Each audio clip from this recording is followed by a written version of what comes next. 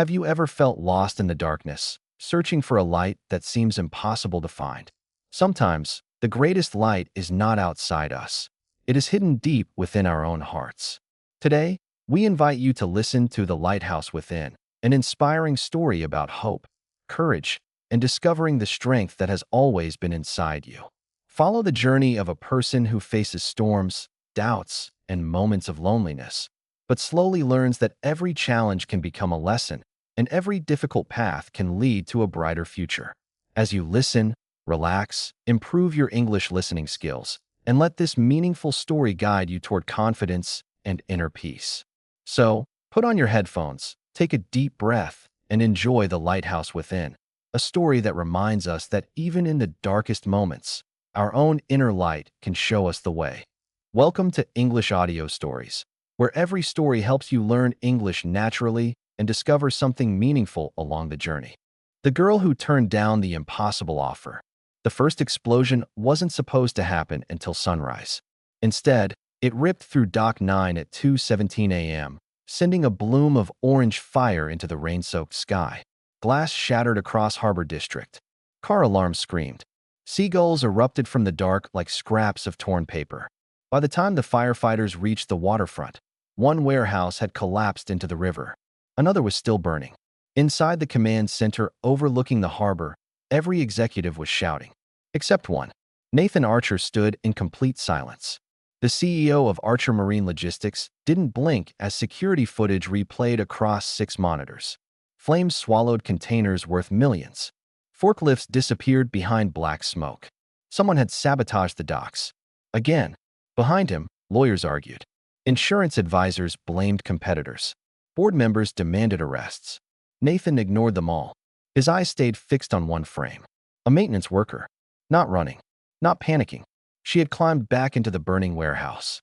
Freeze that. The room fell silent. The security director paused the footage. The image sharpened. A woman in a faded orange rain jacket carried an unconscious electrician across her shoulders while sparks rained from the ceiling. She wasn't looking toward the cameras. She wasn't trying to be seen. She was simply trying to save a life. Nathan leaned closer. Who is she? Nobody answered. Someone searched the employee database. Finally, names Mara Bennett. A pause. Night maintenance. Another pause. Temporary contractor. Nathan frowned. Family. No record. Education. Community college. Position. She repairs cranes, conveyor belts, electrical systems, whatever breaks. Someone cleared his throat. She's nobody important. Nathan looked away from the screen. No. His voice was calm. She's the only person in this building who ran toward the fire. 3 days later, Mara received a letter. Not an email. Not a phone call. An actual envelope. Heavy cream paper. No company logo. Only her name. She stared at it while eating instant noodles in the tiny apartment she shared with her younger brother. What is it? Noah asked. I don't know. She opened it carefully. Inside was one sheet. Miss Mara Bennett, you are invited to participate in the Archer Leadership Residency. 12 candidates have been selected. During the next 6 weeks, they will work directly with the executive team on a confidential initiative. Transportation and accommodation will be provided. Attendance is voluntary. She read it twice. Then a third time. Noah whistled. That's the company owner. I know. They only pick future executives. I know. So, she folded the paper. I'm not going. Noah nearly dropped his chopsticks. What? I'm a mechanic. They know that. They made a mistake. They own satellites and cargo ships. I don't think they accidentally mailed the wrong person. She smiled faintly. They'll realize eventually. The next morning, a black SUV stopped outside their apartment building. Neighbors peeked through curtains. Children gathered near the sidewalk. A woman in a navy suit stepped out. Miss Bennett. I'm sorry, Mara said before the woman could speak. I appreciate the invitation, but I decline. The woman blinked. You decline? Yes. You haven't even heard the details. I don't need to. The compensation alone. I'm not interested. The opportunity. I'm happy fixing broken machines. The woman stared at her as if no one had ever said those words before. Mr. Archer specifically requested your attendance. Mara shrugged. Then Mr. Archer can specifically choose someone else. She turned and walked back upstairs. The woman stood frozen beside the SUV. Inside the vehicle, Nathan Archer watched everything through the tinted window. No anger, no surprise, only curiosity. For 6 years, people had chased him. Investors, politicians, executives, journalists, influencers. Everyone wanted something. Money, status, power, connections. No one had ever walked away before hearing the offer. He watched Mara disappear into the apartment building. Then he quietly said, "Interesting." Across the street, an elderly janitor sweeping rainwater off the sidewalks smiled to himself. People in Harbor City believed success was measured by the doors you could open. Very few understood. Sometimes the rarest people were the ones who quietly closed them. Nathan looked at the apartment one last time. Then he spoke to his driver. "Don't send another invitation." The driver nodded. Nathan added, "Find out why someone with nothing refuses everything." The SUV pulled away. Neither of them noticed the man standing in the shadows beneath the railway bridge. He lowered a camera, snapped one final photograph, then whispered into his phone, "Target has made contact." A long silence answered him. Finally, a voice said, "Good. Phase 1 begins tonight." The next morning, Harbor City woke beneath a curtain of gray clouds. News helicopters circled above the smoking remains of Dock 9. Every television station repeated the same question: who sabotaged Archer Marine Logistics? No one had an answer, except someone who wasn't talking. Mara tightened the bolts on an aging cargo crane, trying to ignore the reporters gathered outside the security gates. Her supervisor climbed onto the platform, out of breath. "You're famous." "I'm what?" He held up his phone. Someone had leaked the security footage. There she was, running into the fire, carrying an unconscious electrician through collapsing steel beams. Millions of people had already watched it overnight. Comments poured in. "A real hero. Promote her. This woman deserves a medal." Mara sighed. "I just did what anyone should do." Her supervisor laughed. "No, they wouldn't." Across town, Nathan Archer watched the same video for the 12th time. Not because of the rescue, because of what happened afterward. Everyone else in the footage looked toward the cameras. Mara never did. Almost as if she didn't care whether anyone remembered her name. His assistant entered. "The board wants another emergency meeting." "They can wait." "They won't like that." Nathan smiled faintly. "They rarely do." He closed the laptop. "Schedule me for a maintenance inspection." His assistant frowned. "You haven't visited the docks in years." "Exactly." By noon, the entire dockyard buzzed with rumors. "The CEO is coming." "Why?" "Inspection." "No. He never visits." Workers hurried to clean every corner. Managers rehearsed speeches. Executives adjusted expensive suits. Only Mara continued replacing rusted cables. When the convoy arrived, luxury sedans rolled through the gates. Security guards surrounded Nathan. Managers rushed forward with rehearsed smiles. Nathan walked past every one of them, straight toward the maintenance yard. Mara didn't notice him until a shadow fell across the toolbox. "You missed one." She didn't look up. "What?" He pointed toward a loose hydraulic hose. "If that bursts under pressure, someone loses an arm." She glanced over. The man wore an ordinary navy jacket instead of a tailored suit. No bodyguards. No name tag. Just calm gray eyes. She tightened the fitting. "There." He nodded. "You know your work." "It's my job." Most people would have replaced the whole system. That would have wasted money. He smiled. "You think like an owner. I think like someone who has to repair what owners ignore." For the first time in years, Nathan laughed. A genuine laugh. Nearby managers stared in disbelief. They had never heard that sound before. Their conversation ended when shouting erupted near Warehouse 4. A young forklift operator had collapsed. Workers gathered in panic. Mara reached him first. She knelt beside the young man. His hands trembled violently. His breathing became shallow. "Call an ambulance." She removed his work gloves. "Chemical burns. Fresh ones." Nathan crouched beside her. "What caused this?" She looked around, then pointed towards several leaking industrial barrels stacked behind the warehouse. "Those." A foreman immediately interrupted. "Impossible. They passed inspection." Mara stood. "No. They were repainted." Silence. She scraped the surface with a screwdriver. Bright yellow paint peeled away, revealing faded warning labels underneath. "Expired chemicals." Nathan's expression hardened. "Who approved storage?" Nobody answered.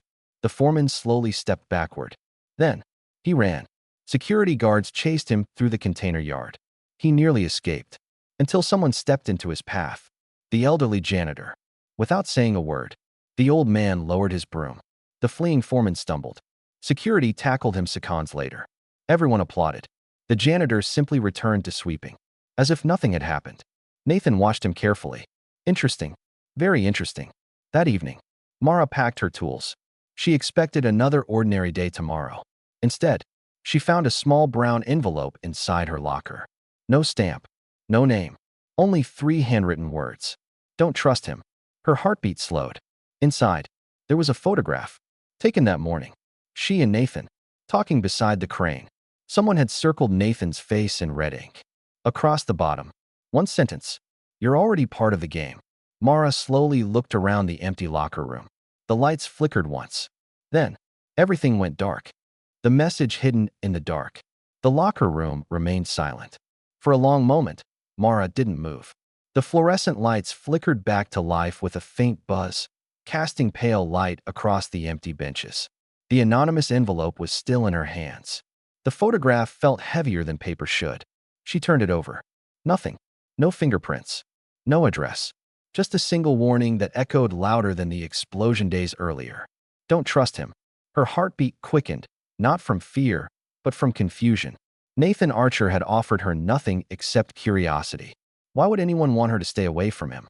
She slipped the photograph into her backpack and walked toward the parking lot. Rain had started again. Tiny drops tapped softly against rows of parked trucks. Almost everyone had gone home. Almost. A security guard stood near the exit gate, arguing with a delivery driver. Neither noticed the black sedan parked across the street. Inside, someone lowered a pair of binoculars. She's keeping the photograph, a calm voice said into a headset. A second voice replied, Good. Don't lose her. The next morning, Nathan arrived at headquarters earlier than usual. His assistant was already waiting outside his office. You asked for every maintenance report from Doc 9 over the past 5 years. Nathan nodded. What did you find? She hesitated. Nothing. He looked up. Nothing. That's the problem. She placed several folders on his desk. Someone deleted almost every inspection record. Nathan slowly opened the files. Entire years were missing. Digital backups had vanished. Paper copies had disappeared. Only one document remained. A handwritten maintenance request signed 3 years ago. Technician, Mara Bennett. Nathan leaned back. Interesting. At the dockyard, Mara couldn't stop thinking about the warning. She replayed yesterday's conversation with Nathan over and over. Nothing about him had felt threatening, but appearances could deceive. As she climbed the steel staircase toward Crane 7, she noticed something unusual. A fresh toolbox. It wasn't hers. Someone had left it beside the control panel. No company logo. No owner's name. She slowly opened it. Inside, every tool was brand new, perfectly arranged. At the very bottom lay a folded note. Good mechanics fix machines. Great mechanics discover who keeps breaking them. No signature. Only a small silver chess piece. A night. That afternoon, Nathan stood inside the company's private archive. Dust-covered shelves that hadn't been touched in years. An elderly archivist unlocked a steel cabinet. Everything before the digital system is stored here.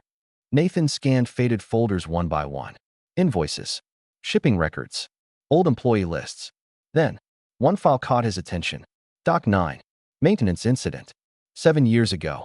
He opened it. Inside was a photograph. The same warehouse. The same loading platform. The same crane. But something was different. Standing beside the crane was a younger version of Mara. Nathan frowned. According to her employee file, she had never worked there 7 years ago. So why was she in the picture? Meanwhile, Mara visited the small neighborhood where she had grown up. An old woman who had known her family for decades greeted her warmly. I haven't seen you in months. I've been busy. The woman smiled sadly. Your father would have been proud. Mara froze. My father never worked at the docks. The old woman blinked. Didn't he tell you? A long silence settled between them. He repaired cranes there for years. The world seemed to stop. What? He left after the accident. What accident? Before the woman could answer, a delivery motorcycle sped past the narrow street. Its rider tossed a small package at Mara's feet, then disappeared around the corner. Inside the package was an old employee ID card, covered in dirt. The photograph had almost faded away, but the name was still readable. Daniel Bennett. Occupation. Dock maintenance engineer. Mara stared at the card. Her hands trembled. Everything she believed about her father had just begun to fall apart. The man who was never meant to exist. The old employee ID trembled in Mara's hands. Rainwater slid across the faded plastic sleeve, revealing more of the photograph hidden beneath years of dirt.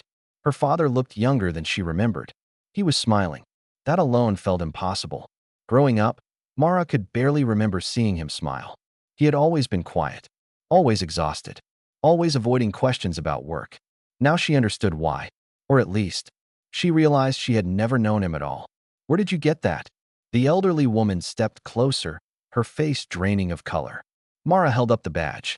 A courier threw it at me. The woman hesitated. You should burn it. What? You heard me. Why? Instead of answering, the old woman closed every curtain in the house, locked the front door, then whispered, They're still watching. 30 minutes later, Nathan sat alone inside the executive conference room. The ancient photograph from Dock 9 lay beside Mara's maintenance report. Neither made sense. His assistant entered carrying another folder. I found something. Nathan looked up. The employee database. She slid the tablet across the table. Daniel Bennett. Nathan searched. No results. He searched again. Nothing. Impossible. We thought so too. She took a slow breath. Then we searched the archived payroll system. Nathan frowned. And there was someone named Daniel Bennett. She paused. The record was permanently erased 6 years ago. Across the city, the mysterious man stood inside an abandoned train station. Dozens of old clocks lined the walls. None of them worked. He placed another silver chess piece onto a wooden board. A bishop.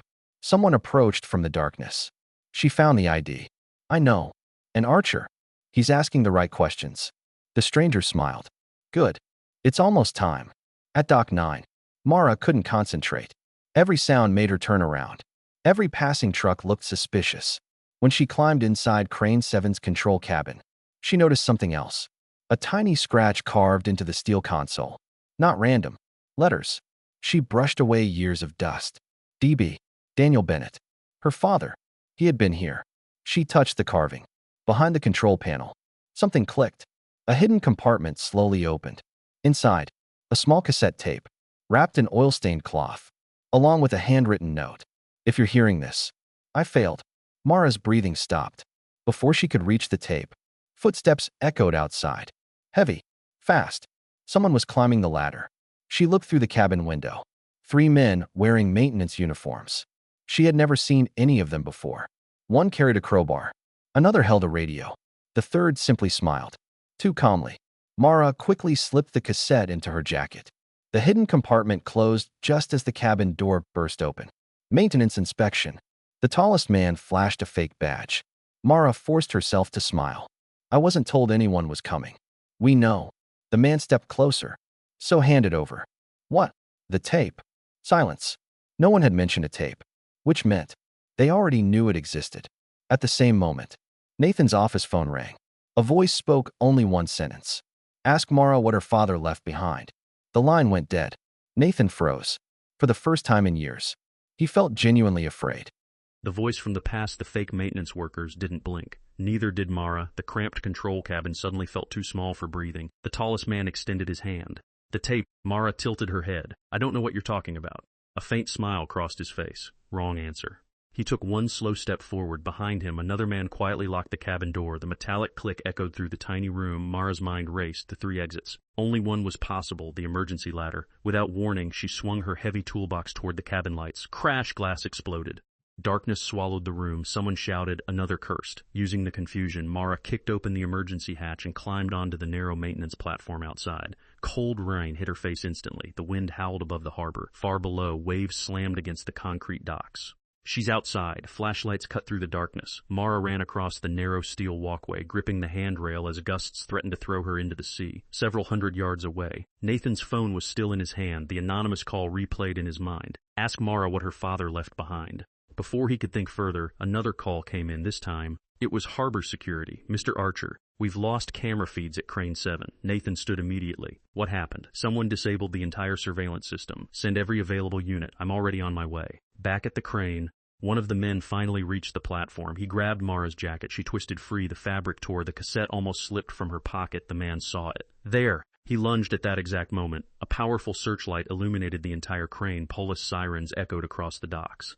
The three attackers froze. Nathan's black SUV came to a stop below. Without hesitation, Nathan climbed the emergency stairs himself. His security team shouted after him. "Sir, wait." He ignored them. When Nathan reached the platform, only Mara remained, breathing heavily, rain dripping from her hair. The attackers had vanished into the maze of shipping containers. Nathan looked at the torn sleeve of her jacket, then at the fear she was trying to hide. For several seconds, neither spoke. Finally, Mara reached into her pocket. "I think." She held up the oil-stained cassette. "This is what they wanted."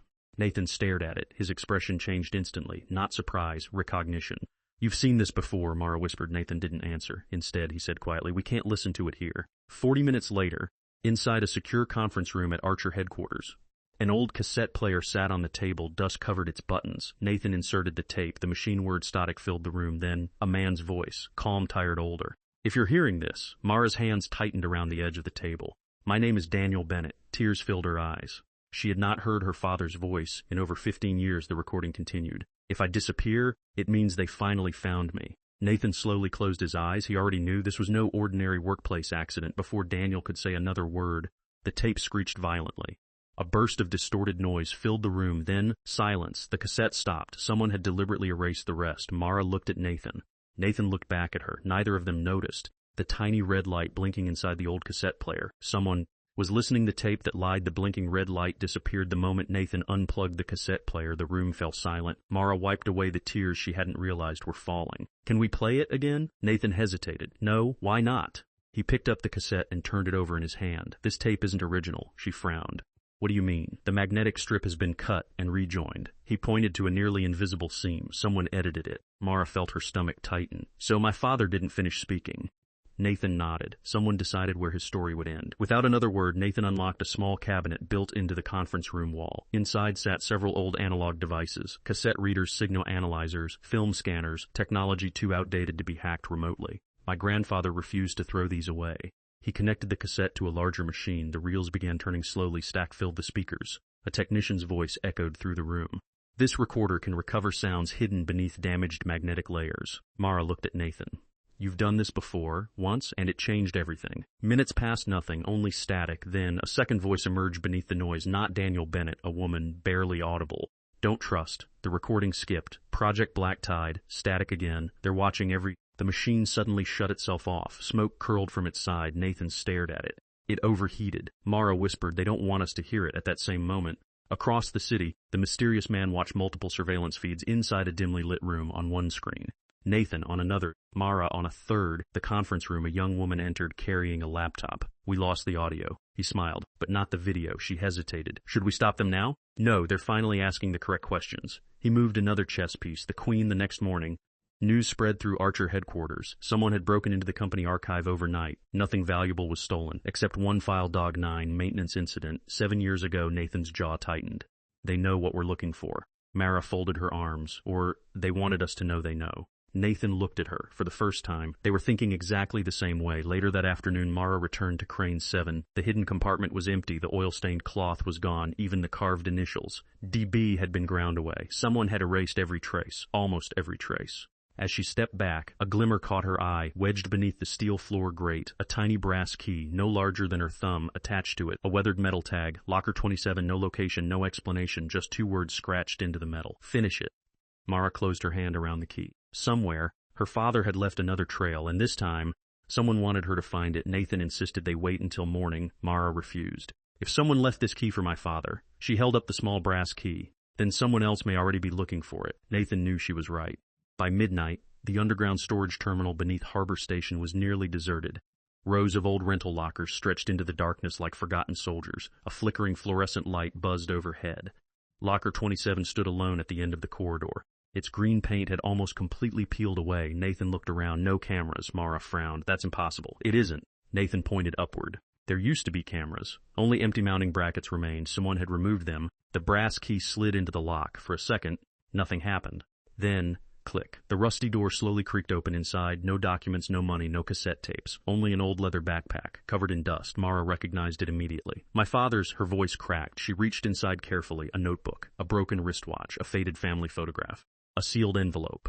Across the front, for Mara. Her hands trembled. Nathan quietly stepped back. This belongs to you. She broke the seal. Instead of a letter, a folded subway map slipped onto the floor. Nathan picked it up. Someone had drawn a red circle around an abandoned subway platform beneath Harbor City. On the back, one sentence. Never trust the first answer. Mara stared. That's it? Nathan shook his head. No. He held the envelope toward the light. Hidden writing slowly appeared between the paper fibers. Invisible ink. One more sentence emerged. Someone inside Archer already knows the truth. Silence filled the locker room. Nathan slowly lowered the paper. Neither of them spoke. Suddenly, the lights went out. Every locker door slammed shut at the same time. Bang! Bang! Bang! The sound echoed through the underground corridor. Emergency lights flickered red. Footsteps, running, not one person, several. Nathan pulled Mara behind the concrete pillar.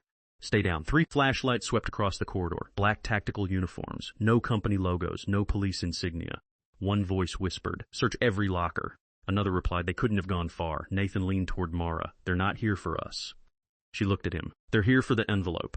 A metal locker crashed onto the floor. The noise echoed through the station. One of the men turned. There. Flashlights locked onto Nathan and Mara. Run. They sprinted through the maze of storage rows. The attackers split into 2 teams. One blocked the main exit. The other chased them deeper underground.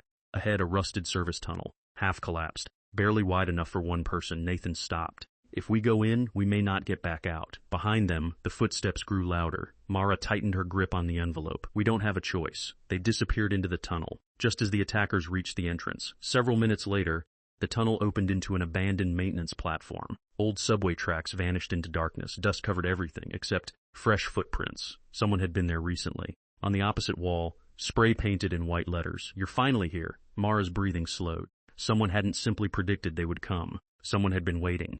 The platform below the city. Nathan swept his flashlight across the abandoned platform. The beam stopped on the words painted across the wall. You're finally here. The white paint was still wet. Mara reached out but stopped just short of touching it. They knew we'd find locker 27. Nathan crouched beside the footprints. They knew we'd come tonight. He ran a finger through the dust. The prints are fresh, no more than an hour old. Someone had left just before they arrived. A cold breeze drifted through the tunnel. Far away, metal scraped against metal, not a train, too slow, too deliberate. Nathan switched off his flashlight. So they can't see us. The platform disappeared into darkness. Only faint emergency lights remained. For several seconds, nothing moved. Then, a soft whistle echoed from the tunnel. 3 short notes. A pause. 2 more. Mara frowned. That's not random. Nathan nodded. It's a signal. Following the sound, discovered an old maintenance office hidden behind a rusted steel door. Inside, dust covered everything, except one desk. Someone had cleaned it recently. On top sat a small projector. Beside it, a reel of old film. A handwritten label read, Safety Inspection Doc 9 date. 8 years ago, Mara looked at Nathan. My father kept film records? Nathan shook his head. No. Someone wanted this preserved. Nathan threaded the film into the projector. The machine rattled to life. The image flickered onto a cracked concrete wall. At first, it showed ordinary maintenance work. Workers laughing, forklifts moving cargo, Daniel Bennett checking a crane. Then, the camera suddenly shook. A loud argument broke out. The microphone couldn't capture every word, but one sentence rang out clearly. If they open those containers, people will die, Daniel. It was unmistakably his voice. The image cut to another angle. A group of executives stood beside several sealed shipping containers. One of them wore a silver ring engraved with a chess queen. Nathan leaned closer. I know that ring. Before Mara could ask who it belonged to, the film snapped. The projector stopped. The screen went white. Silence. Then, a slow clap echoed through the station. Nathan turned instantly. A lone figure stepped from the darkness, not wearing black tactical gear, not hiding his face, an elderly man, gray beard, long maintenance coat. His eyes rested on Mara. You have your father's courage. Mara's heart pounded. You knew him? The old man smiled sadly. I buried what everyone else tried to erase. Nathan took a cautious step forward. Who are you? My name, the old man hesitated, is Elias Rowan. I worked beside Daniel for 20 years. Before anyone could speak again, a deafening explosion shook the tunnel. Concrete dust rained from the ceiling. Lights burst overhead. Elias shouted, they found us. The far end of the platform erupted into flames. Heavy footsteps echoed through the smoke. Masked men poured into the station. This time, there were dozens. Elias grabbed Mara's wrist. Come with me. Nathan looked toward the collapsing exit. We're trapped. Elias pointed toward the abandoned railway. No, there's another way. As the smoke swallowed the platform, the 3 disappeared into the darkness beneath Harbor City. The Queen's Gambit smoke rolled across the abandoned platform. Chunks of concrete crashed onto the tracks behind them. Elias didn't slow down. This way, he pushed open a rusted steel gate hidden behind an electrical cabinet. Cold air rushed out from a narrow maintenance tunnel. Nathan glanced back. The masked men had already reached the platform. They're gaining on us. Elias shook his head. They're not chasing us. They're chasing what Daniel left behind. The tunnel twisted beneath Harbor City like an underground maze. Water dripped from cracked pipes overhead. Their footsteps echoed through the darkness. Finally, a faint light appeared ahead. An old maintenance workshop, forgotten decades ago. Rusted tools still hung neatly on the walls. Blueprints covered an enormous wooden table. At the center of the room, a single lantern burned. Someone had lit it recently, Mara whispered. We're not alone. Elias walked to the table. He carefully unrolled one of the blueprints. It wasn't a crane.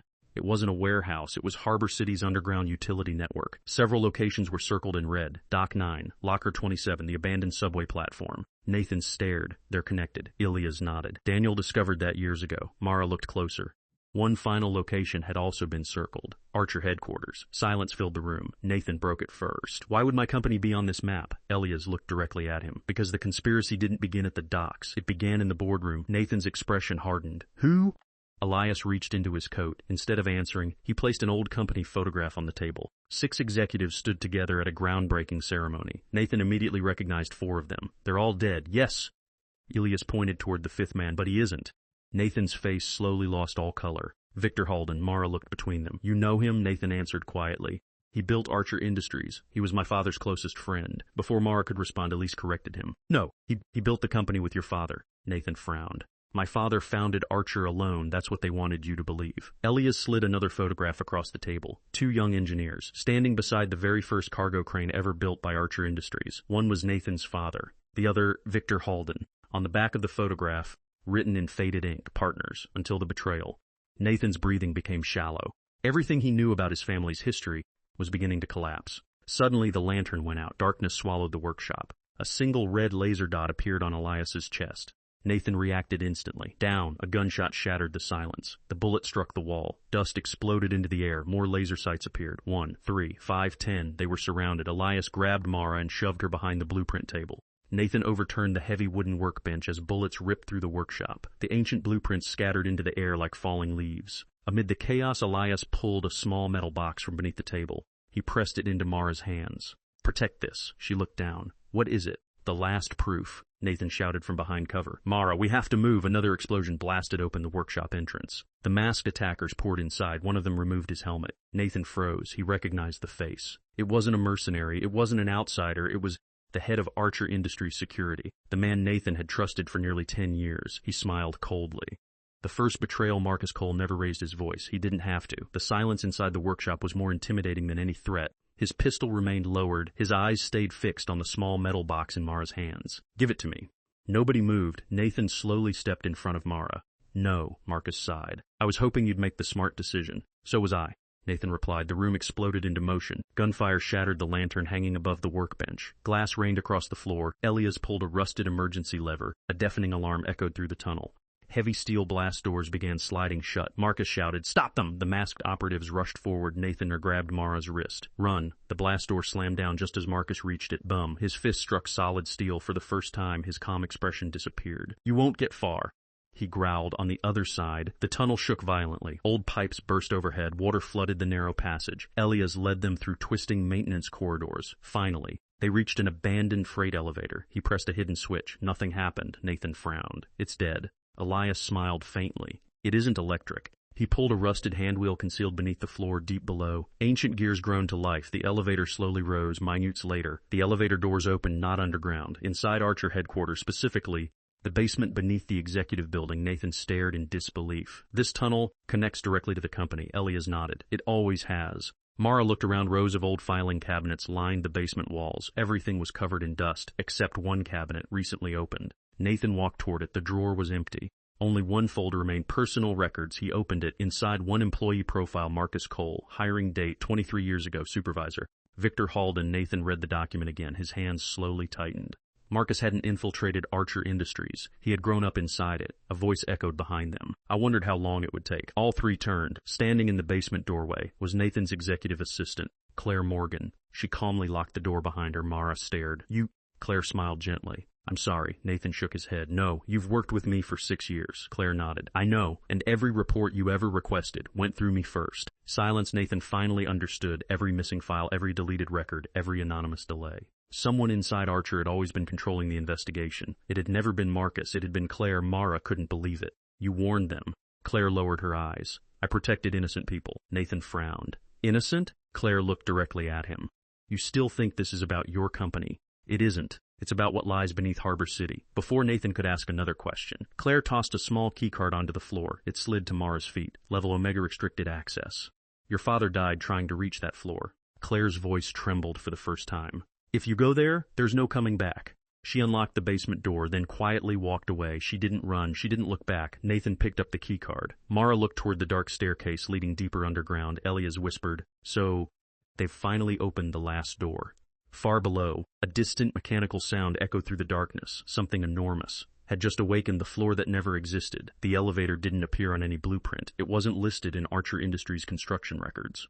And according to every government document Nathan had ever seen, Level Omega didn't exist. Nathan held the keycard tightly. The words Level Omega reflected in the dim basement light behind him. Elias remained unusually quiet. Mara noticed.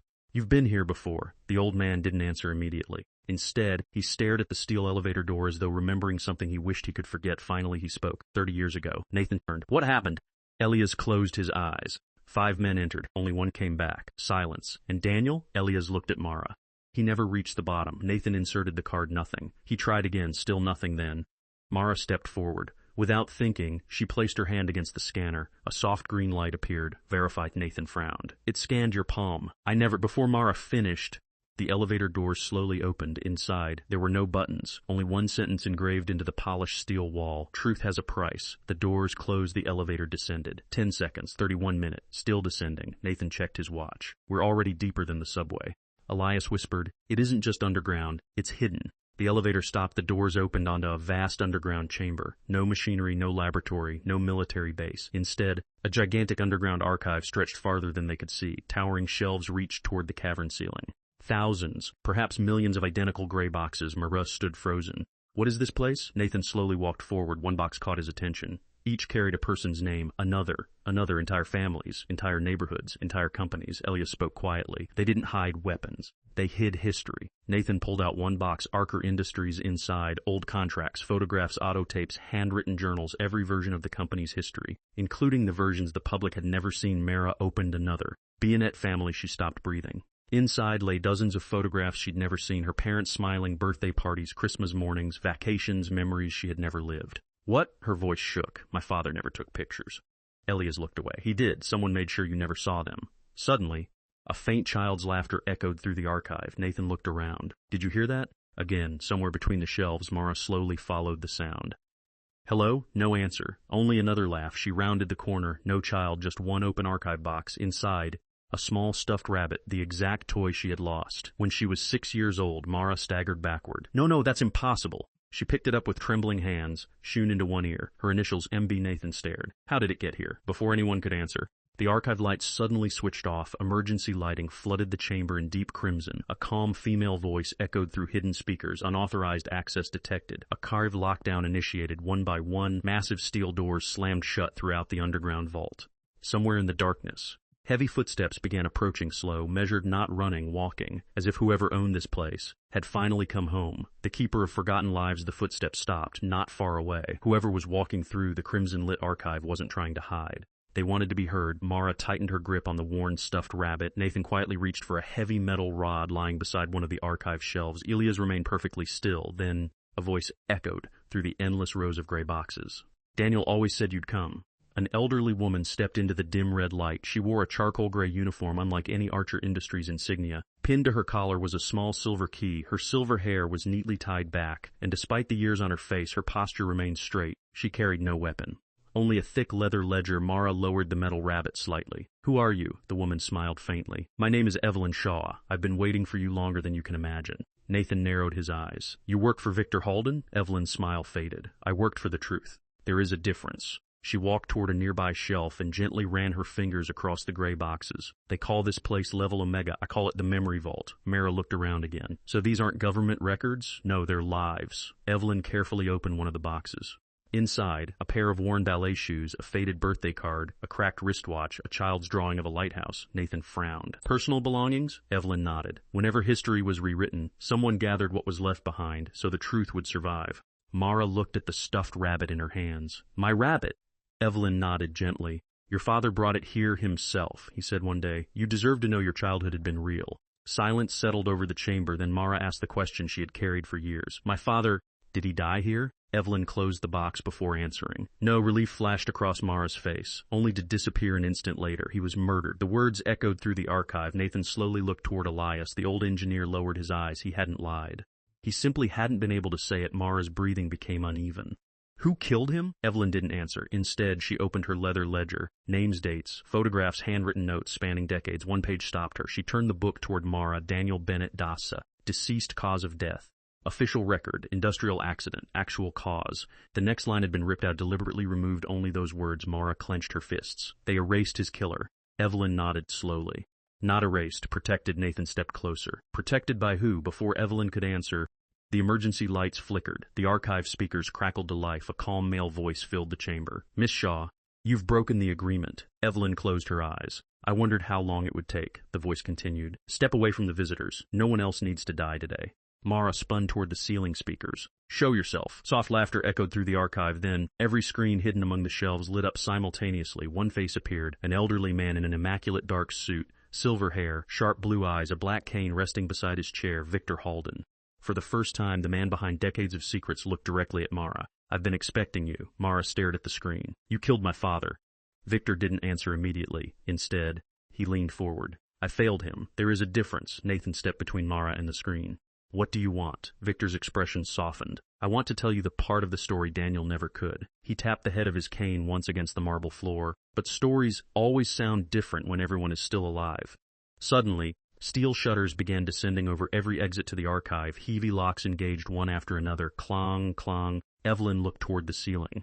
They've sealed the vault. Nathan tightened his grip on the metal rod. Victor smiled calmly from the screen. No, I've invited you to the beginning. The monitors went black deep beneath the archive. Massive gears started turning. An entire section of shelving slowly slid apart, revealing a hidden corridor that had remained concealed for decades. Cold air drifted upward, along with the faint smell of seawater. Elias whispered almost to himself.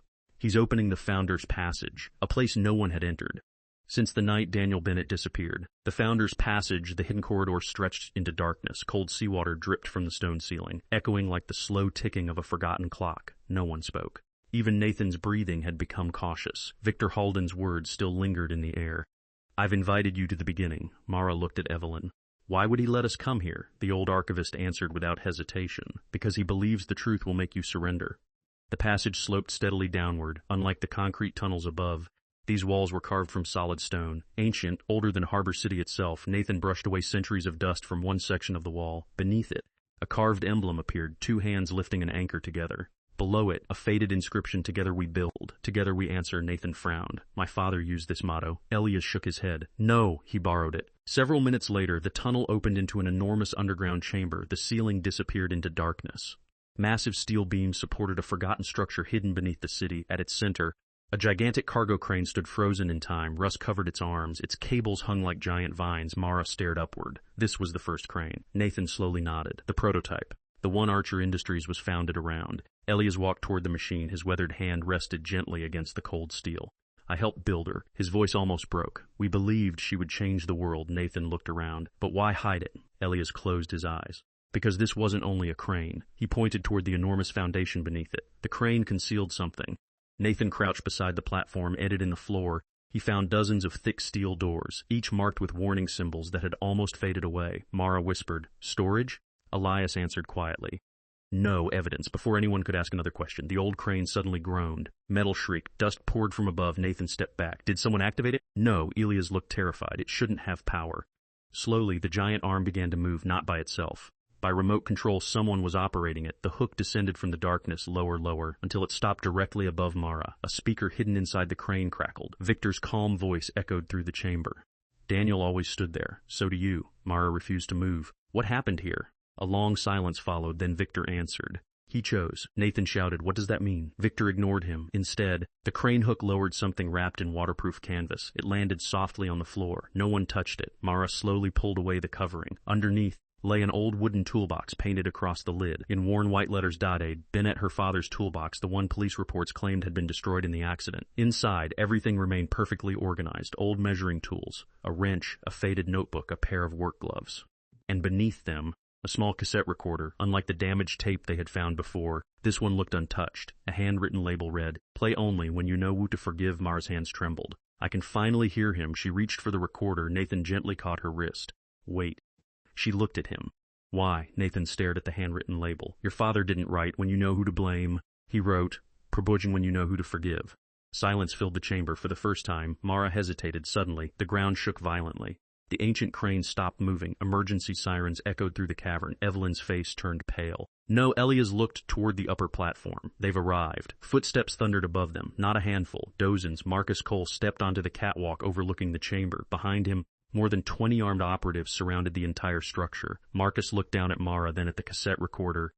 His expression wasn't angry. It was almost regretful. He spoke through a loudspeaker. "Mara, if you press play, everything your father died protecting dies with it."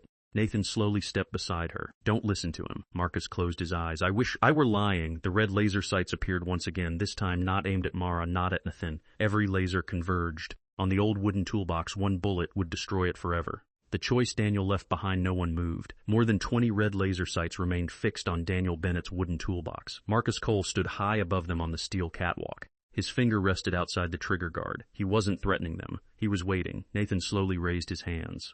"Marcus, if you wanted the recorder destroyed, you would have done it already." Marcus gave the slightest nod. "You're finally asking the right questions."